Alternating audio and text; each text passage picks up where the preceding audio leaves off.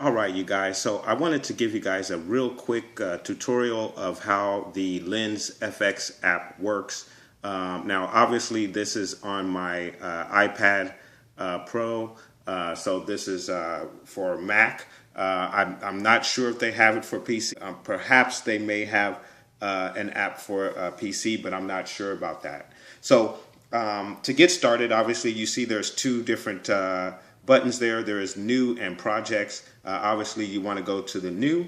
So we're going to go over to new and click that. And then what it does is, once you download the app, it's going to ask if it could access your photos. And then, of course, it brings up all of your photos. So these are all of my photos in my library, guys. And please excuse me if you see something that is inappropriate here. But no, there shouldn't be anything inappropriate here. So basically what you want to do is just choose one of your photos in which to, a photo that you want to customize.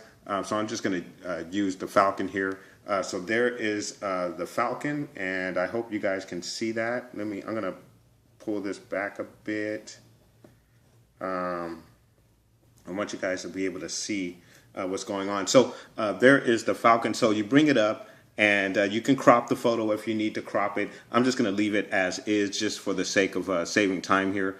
So it pulls up the photo for you, and then you can immediately access the icons that are at the bottom. So at the bottom there, guys, you can see there are several different icons there. There's effects, edit, mask, layers, filters, textures. All tools at your disposal in which to customize your photos. So you want to start with effects, and it brings up a list of effects that you can use. So obviously here we have several different effects. We have blast ray, particle ray, electric shock, red laser, white laser, tracer, missile 2, muzzle flash 6, Light Saber, which is a very key. And these are your weapons, by the way. If you look at the bottom, there's several different icons there at the bottom, so you have your different choices. So again, for the sake of time, we're just going to run through everything. But if you want to pause the video to take a look at all of the options here, please do feel free to do so. So going to the first initial category, which is dinosaurs. There are your dinosaurs there. Again, guys, if you want to pause the video and take a look at that, you can. Here is your explosions. So there are a variety of explosions that you can use. There you have alien ships that you can add into your pictures.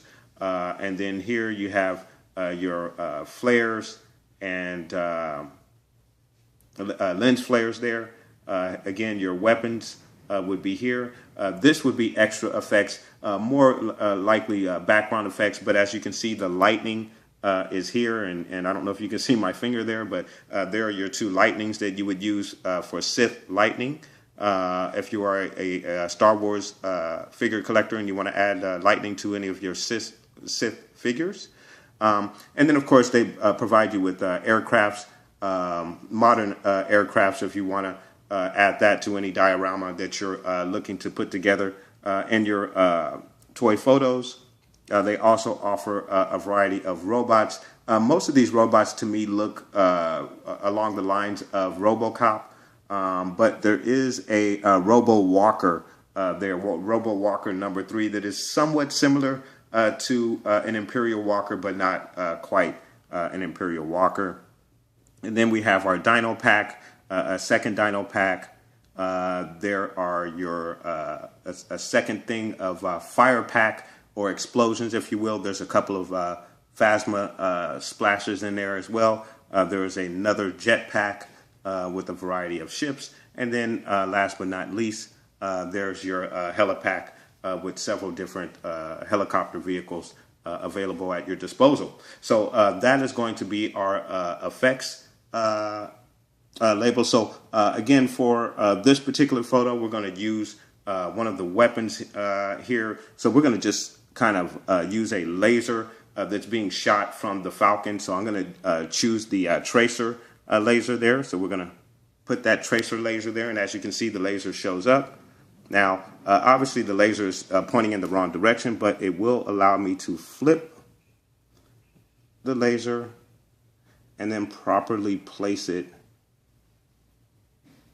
where it looks like it's being shot from the Falcon.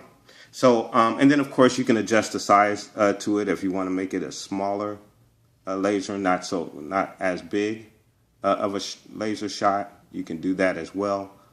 So there we've adjusted it a little bit. And again, guys, I'm just going to run through this, so it's not going to be perfect because I really don't want to take up too much time with this. So there we have our laser in place. So now maybe we want to add a little bit of color to that laser, right?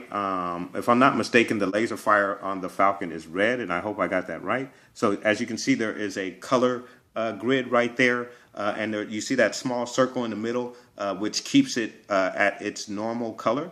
But if I press in the red area, as you can see, it turns the laser into a red laser. So I'm gonna make a few adjustments there just to get it bright red. And now we have our laser there. Now, as you can see, there is another icon that states layers there. Now, what you need to do at this point is, if you're going to add another effect, is hit the layers button.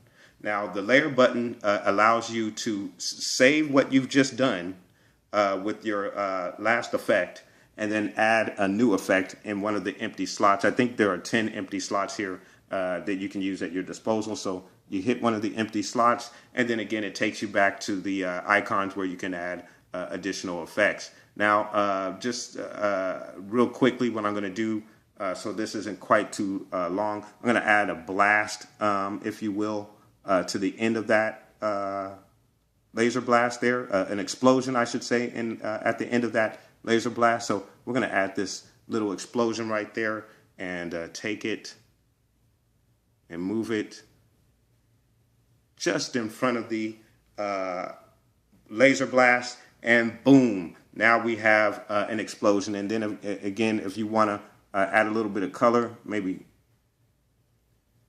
orange it up a little bit, get it in that yellow or orange area, just to add a little pizzazz to it. You can do that as well. Now, going over to the other icons real quickly here. Now, this is going to be my finished product right here. I'm not going to add any more effects to it, but maybe I want to lighten it up or put a different background on here. Now, because this particular photo is so dark, I can't really add, let's say, see the Gothic here, which is what I used in most of the photos that you're going to see in this video. But if I add that, it just darkens up this particular photo. It does me no good. So I want to take that filter off and leave it normal. But what I really want to do with this photo, because it is so dark, see the brightness there? I'm going to move it over, brighten it up a bit. Now we can see everything a bit more clearly, and it is enhanced that photograph with the effects. So there you have your filters there. And then the other thing I wanted to show you guys, and I'm not going to particularly use it here. Well, maybe I will, just so I can show you guys what it will do. There is a mask button. So let's say there's something that you want to take out of the video. Let's remove. I'm going to remove the explosion. So you can simply move the explosion out of the photograph, and there it is now gone. So that's what the mask button is going to do for you there. And then last but not least, there is a texture button that allows you to add a specific background, if you will. Let's say, for instance, maybe you want the scan lines in there, or maybe raindrops, maybe a metal-like look. There's a second metal look, dusk glare, disk dusk, glass, film dust. Then there's a grain, grain 2, grain 1, and there might be, and then we have scratches as well. So if you want to add that to the photo as well. But again, we're going to remove that and just leave it with the texture there. So that is basically what you need to do. And then, of course, when you are done with everything and you have your finished product here, you want to, and I'm going to lift the camera up a bit so you can see the icon. There is a icon this right there that says upload right there, or has shows upload. So you want to now upload that to your device, and it will pull up the Skylab, the Lens FX Skylab, and once you pull that up, you basically want to click on save. I'm going to save this to my camera roll, so I hit that, and as you can see, it says it's saved to the camera roll, and now I have that photo in my camera roll. And then if I want to start a new project, I just go to the icon here on the left, the far left there, and click that, and it brings up the home screen, and then of course I would go back and hit new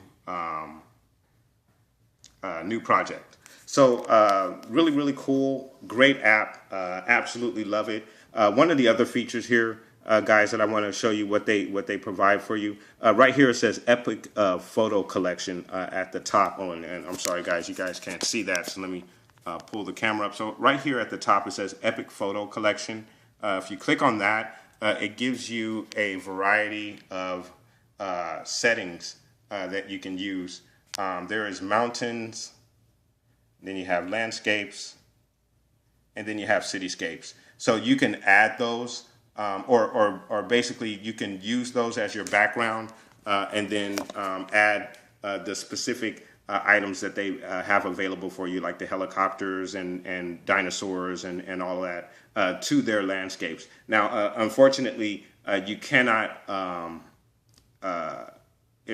obviously, if you have a photo that's already been taken, it won't allow you to add these backgrounds to that particular photo.